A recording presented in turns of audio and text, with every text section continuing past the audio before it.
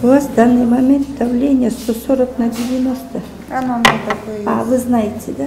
Көп учурда гипертония оорусу 55 жаштан жогорку курактагы адамдарда пайда болот. Ал эми акыркы кездерде бул оору андан дагы жаш курактарда кездешүүдө. Андыктан өлкөдө жана анын ичинде Ысык Көл облусунда аталган илдеттин алдын алуу маселеси дагы орун алууда. Медицина кызматкерлери эл көп топтолгон жайларда, тактап айтканда калаадагы калкты тейлөө борбору, эсеп-кысап жүргүзүүчү банктарда жана башка мекеме ишканаларда калктын кан басымын өлчөп, кеп кеңештерин берүү акциясын жүргүзүшүүдө.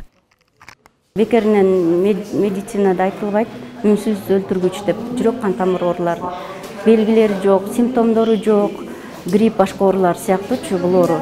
Билинбей эле жүрөт, башы ооруп, башым деп, анан кийин башка дарыларды иче беришет да.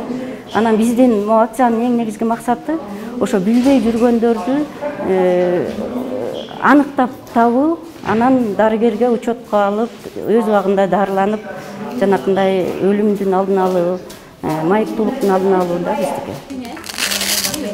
Мындай акциялар өзүнүн оң таасирин берип жатканын айтат адистер. Себеби адам өзүн жакшы сезген учурларда дагы артериялык кан басымды үзгүлтүксүз ченеп туруу зарыл. Эгерде кан басым жогорулап кеткен болсо, анда ал жүрөк кан тамыр системасынын ишине тескери таасир этет.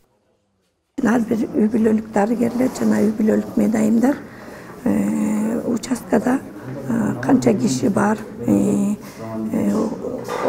мисалы үчүн 18 жаштан андан ары 100 жашка чейин дайыма ушул давленияны өлчөп, ошол давления өлчөөнүн үстүндө иш алып баратабыз да. Мисалы үчүн менин участкамда азыр бардык население 1700 киши, анын ичинен 18ден жогоркусу 1300 адам, ошонун ичинен кан басымы жогоркулар 120га жетет.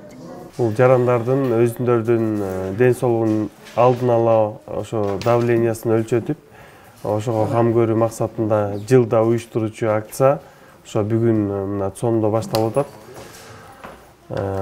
Мындан ары дагы жарандардын ошо ден соолугунун давлениясын өлчөтүш үчүн дагы 3 күндө созулат. Каалоочулар болсо ошол Цомго келип, биздин жарандар өздөрүнүн давлениясын өлчөтүп кетсе болот. Гипертония оорусунун өрчүшүнө нерв эмоциялык таасирлери, туздуу тамак ашты көп ичүү, семирүү, аз кыймылдоо, тамеки тартуу, ичкилик жана башка себеп болорун адистер белгилеп келишет. Эгерде адам өзүнө кам көрүп, туура тамактанууну, кыймылды жөнгө салса, аталган илдеттин алдын алган болот. Гүлбарчын Молдоева, Алтынбек Исаев, жаңылыктар, Кара Кол шаары.